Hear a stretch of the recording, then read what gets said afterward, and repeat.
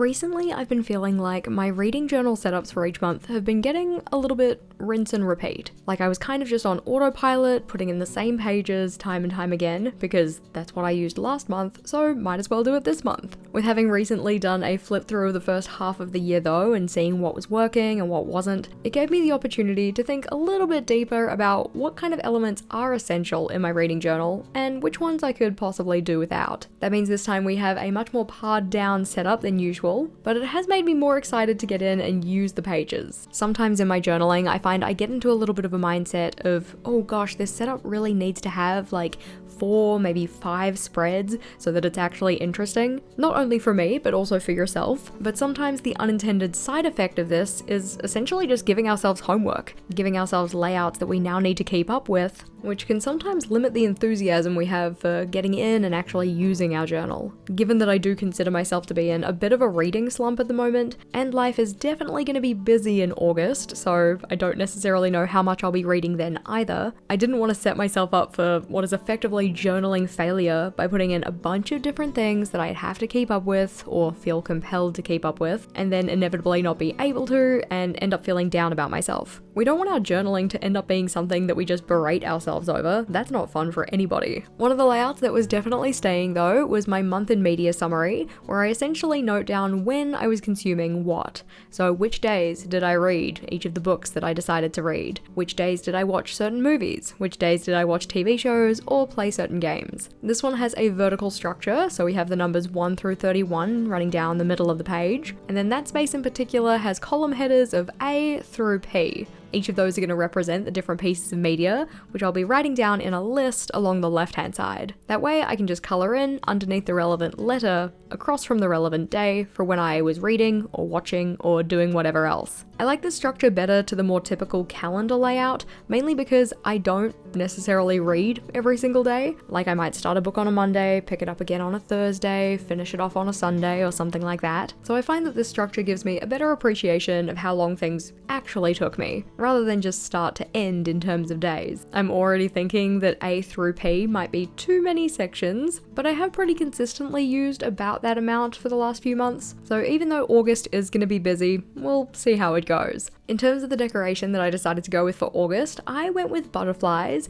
mainly because I wanted something fun and something that was a very distinctly different colour palette from our last setup, and given that the general theme that I went with for July was, quote, morally grey, I was very proud of myself for the pun, I figured that the bright and fun colour palette of the pink butterflies would be a good contrast to that. In particular, I like to use something quite different, mainly so that I can very clearly see one month versus the next, in terms of within the pages of the journal itself. But also on the very first page of this journal, I have a bookshelf tracker, just to track how many reads I'm completing across the entire of the year, but I like to colour in books on that one using the main colour from each month. So given that I was going with a kind of dusty purple for July, I wanted something a lot brighter for August. While the butterflies did most of the decorative heavy lifting, I also wanted to pair this with a couple of other elements, so used some pink PET bubble stickers and also a pink grid washi. I've listed all of the supplies I used in the description though, just in case you're curious. In terms of timing, this page took about 7 minutes to set up, and then it was over onto the right hand side of the spread to set up my challenges space. I have several media related challenges that I'm undertaking this year, and to make sure that I'm keeping up with them and working away at them month by month, I like to capture the things I'm going to be consuming for them on this page. One of those challenges is our book club.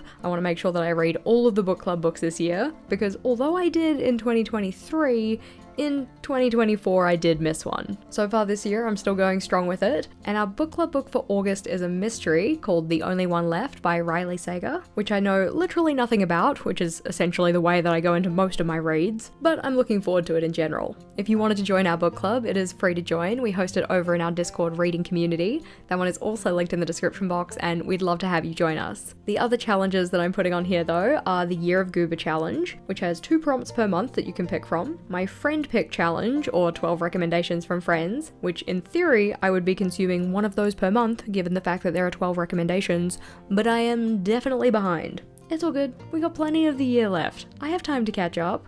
or at least I'm going to keep telling myself that. But then the other challenge that I'm putting in the bottom right corner is the Year of Aldia challenge. That one I am also feeling a little behind on, and technically speaking you're supposed to read 1 book per month for it. But when it comes to the challenges outside of the book club, I'm usually pretty lax on how I interpret the rules. Like, as long as I get to the end of the year having read all of the things, I think that counts. Or at least I think I'm going to give myself a pass on it. With that said, if you wanted to undertake the Year of Goober challenge, even though it is technically, quote, supposed to be a monthly challenge where you read 1 book per month, I'm not your manager. You can totally jump in now and do a back read of the prompts that we've had from the start of the year, or you could try and retrofit that prompts to things you've already read. That's another one that's hosted over in our reading community, which, as said, we'd love to have you with us. The decoration on this one might look a little bit interesting because I'm kind of lightly trying to avoid the areas where I'll end up sticking in the book covers. Those ones are to be placed underneath the titles that I have on here. But I do still like to have a little bit of decoration poking out from behind the covers, and I have definitely learnt my lesson about sticking down the book covers after the decoration. Otherwise you have to try and fussy cut things around the covers or pull the covers up or whatever. Putting the decoration in first and then layering those covers over the top is a much more sensible method. The general structure of this one took about 6 minutes to set up though, that time not including the general planning time or making the headers. For all of the headers in this setup I'm using little printout stickers that I made, and those ones I just type up in Microsoft Office, print off on a vellum or a washi sticker paper, cut them out just using scissors, and stick them in. It means that I can get these headers over the top of the washi tape that I'm using without having to be mindful of what pen I'm using in particular. And also all the lettering looks nice and even, which I could do myself, but the printer could do it, and it would be easier and faster. Flipping on over though, usually I would be setting up a couple more spreads, like ones related to the book club or a monthly reading challenge or whatnot, but given the fact that I already foresee I'll probably be having quite a light reading month, I don't want to add the extra pressure of having a monthly challenge that I'm undertaking. I do love monthly reading challenges. I think they're a really fun way to kind of like gamify your reading, incentivize yourself to read more, get involved more in the reading community. Because I'm going to be in the throes of finalizing details for my wedding and doing a bunch of other things, I'm just gonna save future Jess the heartache of committing to a reading challenge and then not being able to follow through by not signing up to any of those.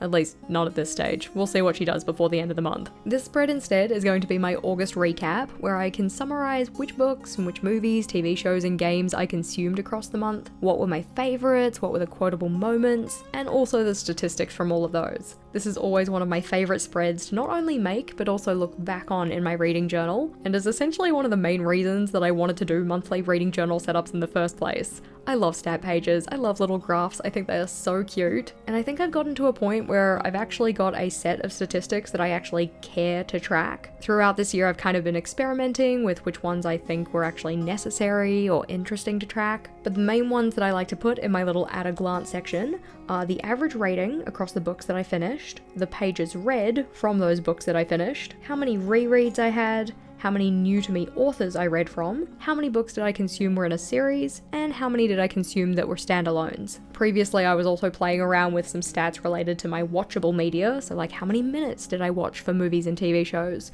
but actually trying to calculate that each month was tedious, and I just didn't really care. When it comes to the things that I'm putting into these stats pages, I want them to be things that I care about, and things that are not too hard to go and find the statistics for. I don't mind keeping track of them. I don't want this journal to feel like homework. As said though, I also love having little graphs when it comes to my recap layouts. Those ones are going to be placed at the bottom of the right hand page, and I use these ones just for my books, not looking at TV shows, movies or whatnot. And the categories I look at are the formats that I read, so like physical book, audiobook, ebook, the genres that I read from, and the ratings that I assigned those reads. One of the things that always bums me out though is when I only read like 2 books in the month, because only reading 1 or 2 books makes for boring graphs, and I'm not going to sit there and make up fake graphs just so that they look nice, but if I want my graphs to look nice, or at least nice by my standards, I do realistically have to read at least 3 books. When it came to putting in the labels for each of those sections though, I didn't put in ones for the genre or for the ratings,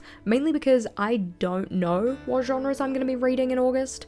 Like, one of them is going to be a mystery, because that's the book club book, but outside of that, I'm not sure if I'm going to be picking up fantasy, or romance, or self-help. So I didn't want to go and pre-dictate which genres I should be putting on these graphs if I don't end up reading from those. Previously, I had just put in the categories of self-help, fantasy, romance, and other, because pretty safely I would just read in those genres, but I have been trying to branch out a little bit. It's a slow process, and I'm always very tentative about picking out things outside of my, quote, comfort genres. And I'd actually be really curious to know, what are your comfort genres? The genres that you feel quite safe reading from and you kind of come back to time and time again, versus what is a genre or genres that you're looking to explore more of? For me, it is mystery, which is why I'm really excited about the book club book, but my comfort places are definitely fantasy, romance, and self-help. For the same reason, I didn't go and put down any labels for the ratings, because I'm not sure what ratings I'm going to be assigning my books. I don't want to go and put down like 5, 4.5, 4, and 3.5, and then end up finishing the month with only like 2-star books. But to save future Jess any trouble, I did go and at least print off all of the labels for all of the possible star ratings. When it comes to the end of August and I'm actually populating this spread, then I'll be able to select the appropriate ratings. For formats though, I only have 4 options. They're always going to be there, so that is physical, digital, audio, and a mixture or an immersion read. So it either could be I read certain parts of the book in a different format, or I did 2 formats at the same time. For instance, like audio while reading digital or something like that. On the left-hand side of the spread, that's where I'm going to be having my media breakdown, highlights, and quotes sections. The media breakdown is literally just for another graph, this time a bar graph rather than pie graphs. So I put in how many books I finished, how many movies I watched, how many TV shows I watched from, I didn't have to finish them, and how many games I played but didn't necessarily have to complete. I'm finding it really tricky to know when to put in blurbs for my games in this journal, because I also like to put in little blurbs for things and write about my experience with them. But because a lot of games take me quite a while to play, and I'm never really all that sure if I'm done with them, it can be tricky to know when to write down my thoughts about them. For instance, I definitely need to do one for Assassin's Creed Odyssey, but I haven't quite finished the story yet, so it's like, do I wait until I finish the story? Because I didn't do that when I played Danganronpa, so I don't know. It's something for me to figure out. I haven't figured it out just yet. As for highlights, this is just 4 pieces of media that were standouts from the month, whether it's because I really liked them or there's some special memories tied to them. And then the quote section is kind of the same, it's just anything that stood out. It could be because I really loved it, or it made me think, or it made me laugh until I cried, anything like that. Given that this one is a full spread rather than just an individual page, it took me about 15.5 minutes to set up, this time not including any pre-planning, but because the structures that I use on here are pretty similar from month to month, the amount of time I need to prepare the page before actually going in and putting pen to paper is getting smaller each time. As said, just a simple setup for August, as I know it's going to be a busy month for me, but if you wanted to see more of the setups we've had in this reading journal, whether they be the monthly initial setup or actually going in and putting in my blurbs for all of the pieces of media, then this playlist is the next one to check out. That one has over 15 videos that we've made for this reading journal, so click or tap on that one and I'll see you over there.